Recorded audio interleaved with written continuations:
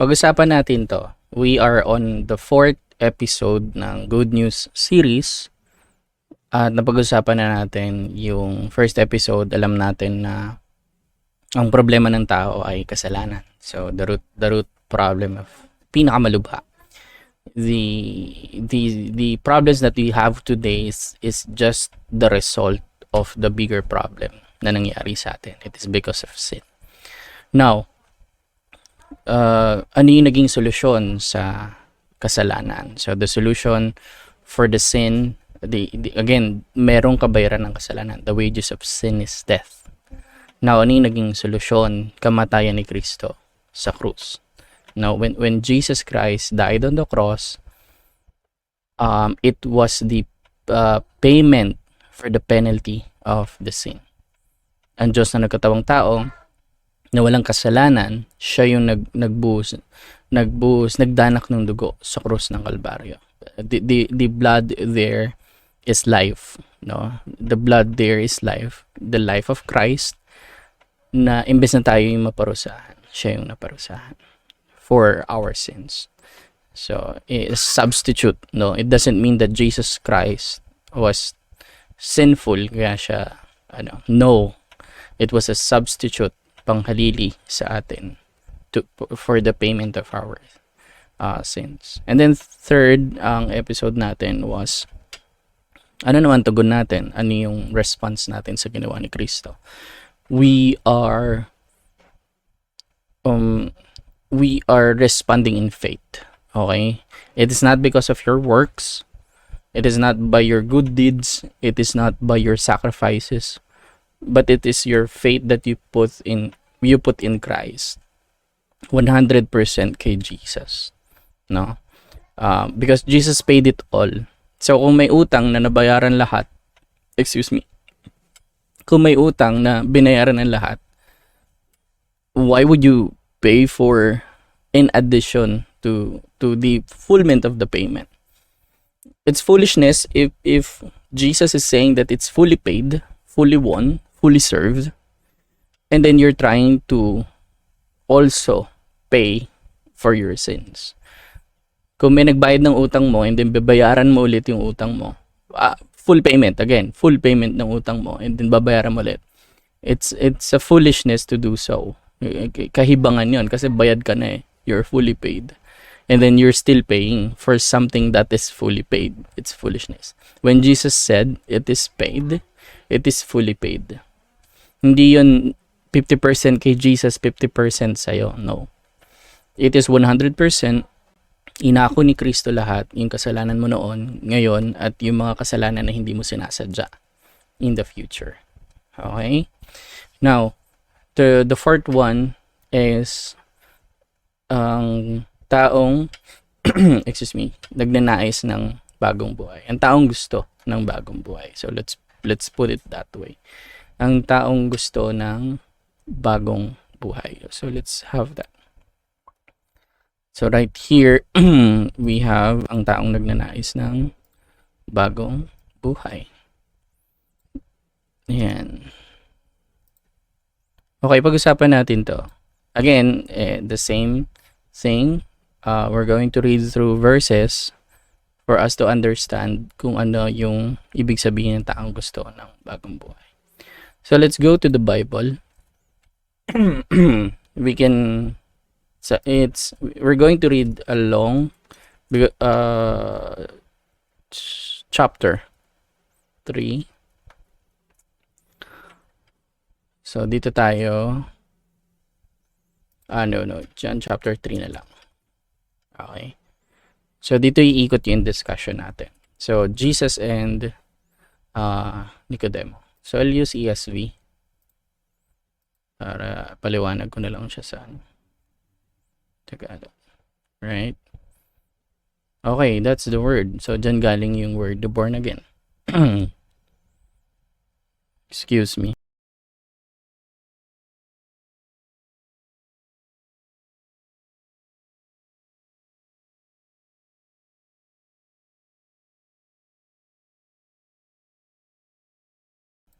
Kailangan natin uminom ng kape para medyo relax yung So now there was a man of the Pharisees named Nicodemus. So si Nicodemus, yung first character natin, a ruler of the Jews. This man came to Jesus by night and said to him, Rabbi, we know that you are a teacher come from God. For no one can do these things, these signs that you do unless God is with him. Jesus answered him, Truly, truly, I say to you, unless one is born again, okay, he cannot see the kingdom of God. Nicodemus said to him, How can a man be born again when he is old? Can he enter a second time into his mother's womb and be born? Jesus said, Truly, truly, I say to you, unless one is born of water and the Spirit, he cannot enter the kingdom of God. That which is born of the flesh is flesh, and that which is born of the Spirit is spirit. Do not marvel that I said to you, you must be born again. The wind blows where it wishes, and you hear its sound, but you do not know where it comes from or where it goes. So it is with everyone who is born of the Spirit. Nicodemus said to him, How can these things be? Jesus answered him, Are you the teacher of Israel, and yet you do not understand these things? Truly, truly, I say to you, we speak of what we know and bear witness to what we have seen, but you do not receive our testimony. If I have told you earthly things and you do not believe, how can you believe if I tell you heavenly things? No one has ascended to heaven except he who descended from heaven, the Son of Man. And as Moses lifted up the serpent in the wilderness, so must the Son of Man be lifted up, that whoever believes in him may have eternal life. Whoever believes in him may have eternal. And the very famous verse, John 3:16, for God so loved the world that he gave his only Son, that whoever believes in him should not perish but have eternal life. And then, for God did not send his Son into the world to condemn the world, but in order that the world might be saved through him. Whoever believes in him is not condemned, but whoever does not believe is condemned already, because he has not believed in the name of the only Son of God. And this is the judgment. The light has come into the world, and people love the darkness rather than the light, because their works were evil. For everyone who does wicked things hates the light and does not come to the light, lest his work should be exposed. But whoever does what is true comes to the light, so that it may be clearly seen that his works have been carried out in God. And that is John 3, that's 1 to 21. So yun yung conversation ni Jesus and Nicodemus. Now, let's learn from this conversation ni Nicodemus and ni Jesus.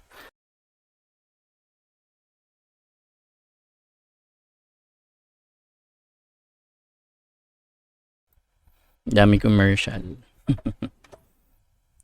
Okay. Now, so ang lumapit kay Jesus was Nicodemus. So Nicodemus. And it is clear that Nicodemus is matandaan na. So what does it mean? Meron ng wisyo. Excuse me. Alam niya na yung tinatanong niya kay Jesus. Alam niya na yung kalalagayan niya. Right? Kasi matanda na siya. And si Nicodemus was part of the group of Pharisees. Right? So ano ba ang mga Pharisees, ano mga Pariseo? So in my notes here, the Pharisees, they belong in a group of religious Jews. Okay? Religious group of Jews, the Pharisees, no? In the time of Jesus Christ. So they were there in the time of Jesus Christ, the Pharisees. And then religiously sinusunod nila very strict yung the law of Moses, and then the rules that was added aside from the law of Moses. So there may mga lituntunin na idagdag nila doon. So to guide them in there. So a strict follower of law of Moses. So Nicodemus, in short, Nicodemus, aral siya. All right? Pag sinabi mong grupo ng Pharisees, aral sa batas ni Moses. So think of it, noong time nila, Pharisees were like lawyers. Okay?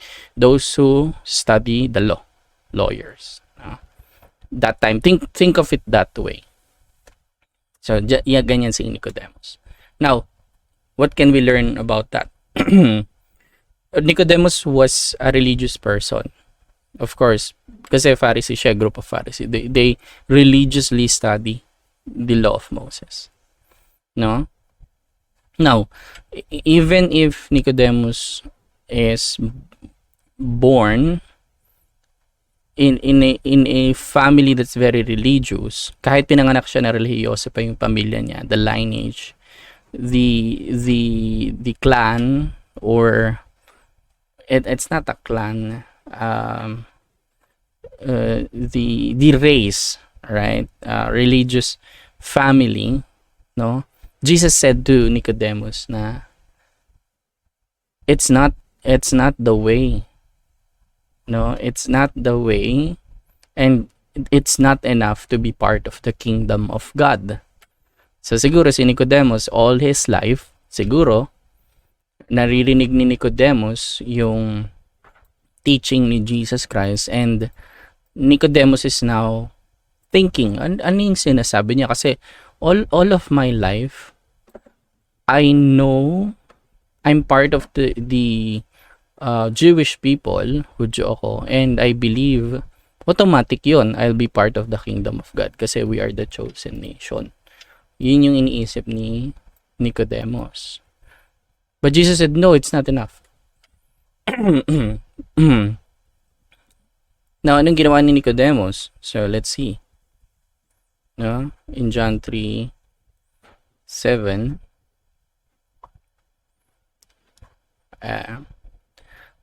in John 3:7, no. Let's look at John 3. Yung nagtanong siya. And then, nasa taas pala. Andun na tayo kanina. Rabbi. So, Rabbi means teacher. We know that your teacher come from God. So, galing ka sa Diyos. For no one can do these signs that you do unless God is with him. Truly, ito na yung answer ni Jesus. Truly. So, may diin yan. If Jesus saying twice, may diin yan. Truly. I say to you, unless, ano ba sa Tagalog yung truly? Ano sa Tagalog ang ginamit? Let's look.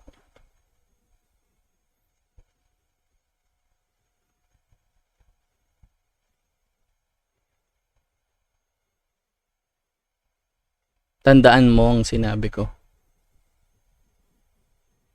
Hindi. Lagyan natin ng diin ang salita ng Diyos.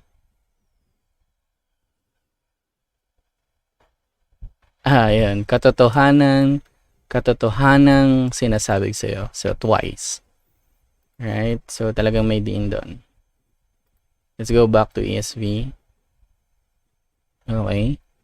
So, truly, I say to you, unless one is born again, he cannot see the kingdom of God.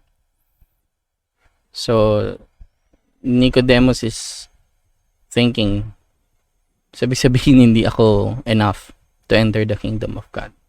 Hindi enough na maging part ako ng isang nation, chosen nation, to be part of the kingdom of God.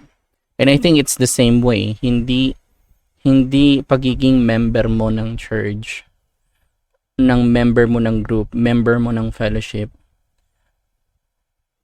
yun yung salvation mo. It means that you're part of the kingdom of God. No, kasi Nicodemus was thinking that way. Kasi part ako ng group, so I will be part of the kingdom of. Kasi there is authority. Pharisees has the authority to study the word of God. yung law of Moses nung time na to. So they have the authority to tell who's part of the kingdom of God. Yun yung alam nila. But Jesus said, truly, truly, I say to you, unless one is born again, you cannot see the kingdom of God. Kingdom of God is, although it's not mentioned here, think of this as the heaven. Okay? That's the simple way to explain kingdom of God. Hindi ka makapunta ng heaven unless you are born again.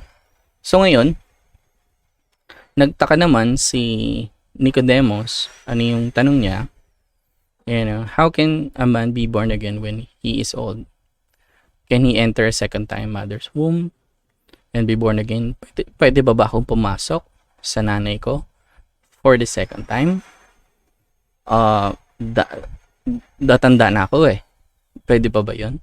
Now, this in that passage, clearly, Nicodemus still doesn't understand. And kung ako nasa kalagayan ni Nicodemus, hindi ko rin to maintindihan nung kinakausap ako. Kung ako nasa katatayuan ni Nicodemus on that time, I would also not understand because that needs the power of the Holy Spirit, submission to the Holy Spirit to understand heavenly things, the spiritual things. So it is very it's a prideful thought na you believe that you understand something in the Bible only with your conscious mind, without the Holy Spirit. So it's a prideful thought. Again, everything that has been revealed to you was through the grace and power of the Holy Spirit. Nothing more, nothing less. Unless hindi mo kilalanin yon, there is something prideful in you. So again, same with Nicodemus. Paano yun? Kasi I know I'm part of the nation, pero hindi ako part ng kingdom of So clearly hindi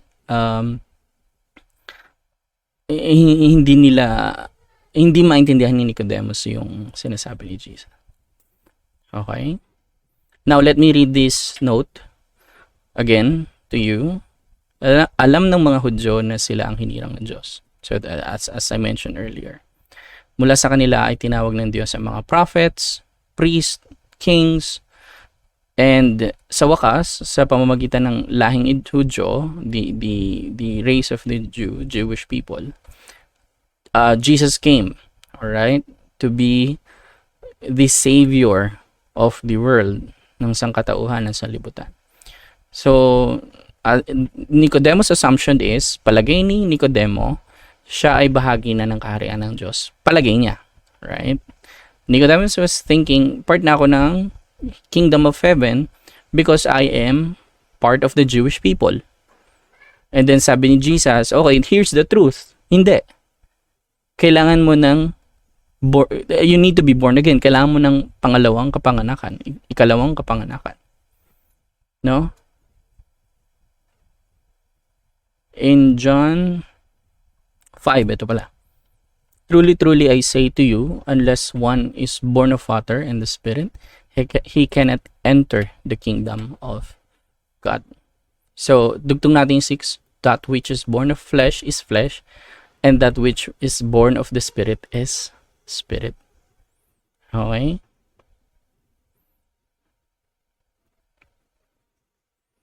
Right? So, tignan natin dito sa notes.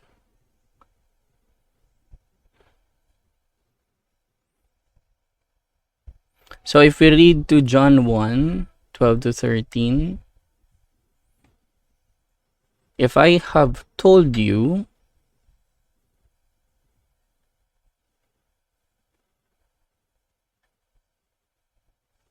right things and you do not believe, how can you believe if I tell you heavenly? No one has ascended into heaven except he who descended from heaven, the Son of Man. Now, Jesus is explaining to Nicodemus na if I told you earthly things, mga bagay sa mundo, at hindi ka naniwala, then how would you believe heavenly things? So this is showing that in order for you to understand the Word of God, first is you must acknowledge things as the creation of God, hindi makamundong gawain. So things that is created by God. And if you do not believe those things, paano ka maniniwala sa mga heavenly things? So number one, in order for you to understand, you need to believe the earthly things that God has created to be good originally. Nakorap lang naman nung nagkaroon ng kasalanan. Then that is when you have the wisdom to believe heavenly things. Okay? Now, balikan natin si Nicodemus. Now, clearly, Nicodemus is talking about, balikan natin to.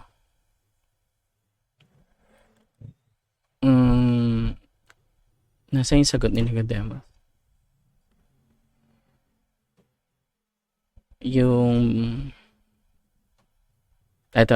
Sa 4. Nicodemus said to him, "How can a man be born again? When he is old, can he enter second time into his mother's womb?" So clearly, si Nicodemus, tinutukoy niya is a physical birth. Kasi iniisip ni Nicodemus, okay, sige, paano ako makakapasok ulit sa nanay ko? And I'm old to be in the mother's womb. I'm putting it that way. Yun yung iniisip ni Nicodemus. Now, clearly, Nicodemus doesn't understand that there are two events of being born. One is born physical, and the other one is born spiritual. That is why it's called born again in the spirit. So born again. Now in John 3:6, that which is born of flesh is flesh, and that ito yung born again, second birth. Born of the spirit is spirit. So it's a spiritual birth. When you accept Jesus Christ, there will be a spiritual birth. Hindi siya physical birth na iniisip ni Nicodemus.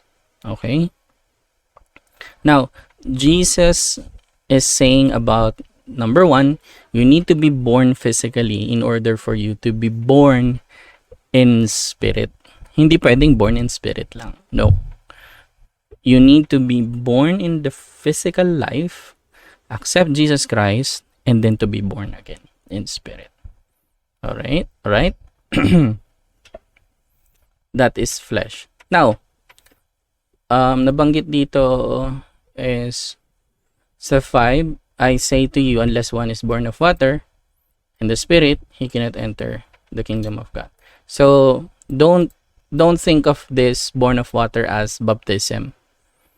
Alright? Wala tayong nabasang baptism dito, but because there was a water, someone might, or some groups are thinking, I need to be baptized to be born in spirit. No.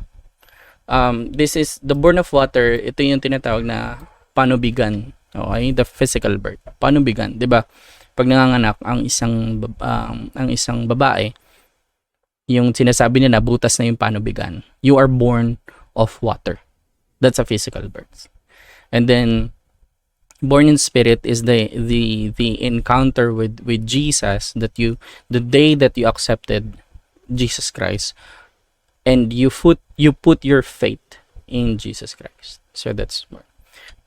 Okay, that's clear. Born of water, that's physical. Hindi yan baptism. Okay. Tingnan pa natin dito. Right.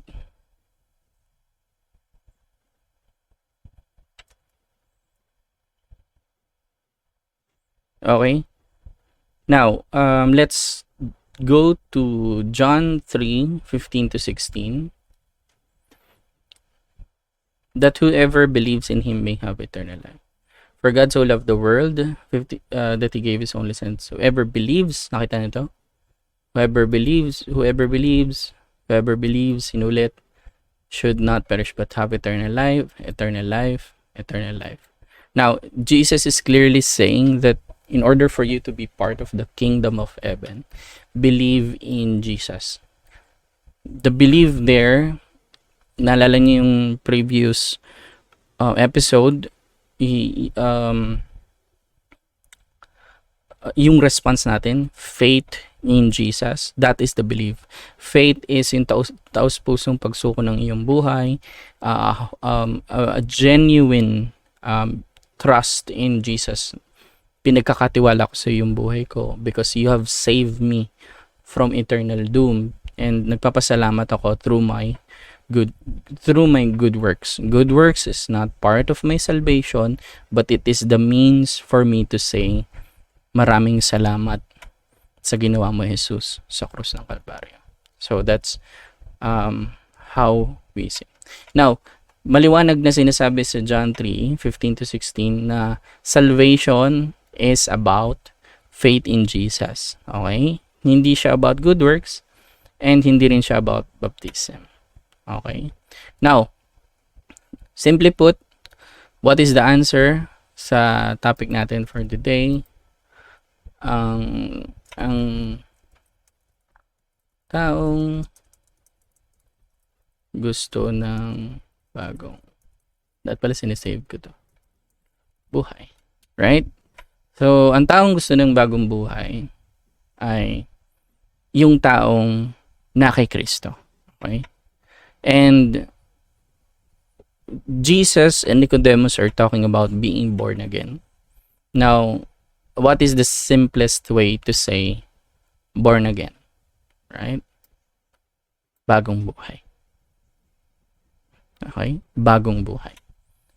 That's the simplest meaning of born again. Bagong buhay. Okay? If you want to have a new life, accept Jesus Christ as your Lord and Savior,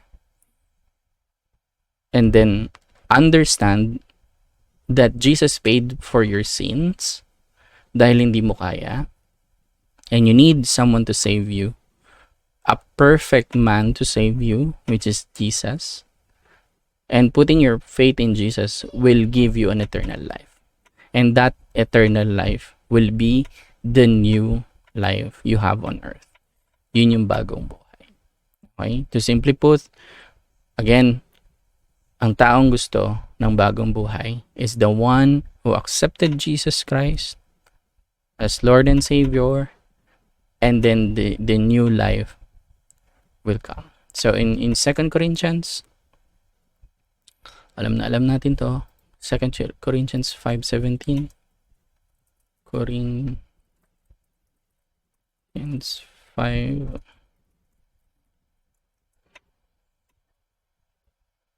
tama ba ako? Find Corinthians, wrong spelling. There we go. Kaya't kung nakipag-isa ka na kay Kristo, isang isa na siyang bagong nilalang, new creation. Wala na ang dati niyang pagkatao sa halip, ito ay napalitan na ng bago. Okay? Ang taong gusto ng bagong buhay is the one who accepts Jesus and trusts in Him 100%. Faith in Christ will lead you to a new life. Pag-usapan natin yun.